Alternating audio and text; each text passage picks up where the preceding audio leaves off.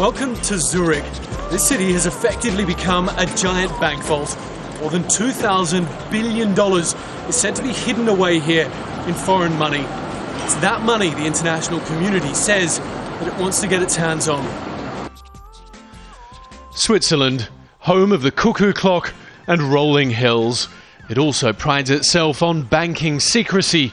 Any money you keep here may as well be buried at the bottom of this lake. That probably explains why a third of all internationally invested private wealth is kept right here. Governments around the world are concerned with tax evasion, particularly because of the subprime crisis and all the money they had to inject in banks. And so banks around the world, particularly in the Western countries, they need money and they want people to stop avoiding paying taxes. So they are going to try to get those taxes, and Switzerland is going to help them with that.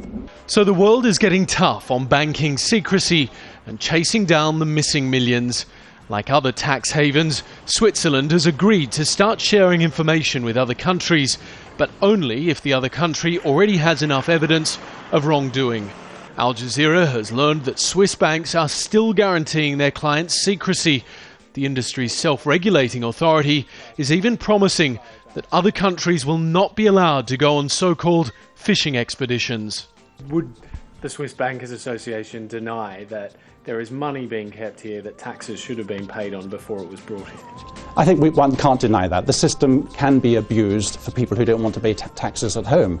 But again, that is not really the job of Swiss banks to sort out. Swiss banks aren't going to be the world's unpaid tax inspectors, police officials and spies. This is something for that home country to sort out. But home countries can't sort out the fact that Swiss law doesn't recognise tax evasion as a crime. Tax fraud is, evasion is not. There was a time you could turn up here with a suitcase full of cash and open a bank account. Today things are a bit more tricky, but it's pretty clear that if you've got a cool million sitting around and you want to hide it, Switzerland is still the place to come. Dr. Andreas Misbach has become a target for the banking industry here.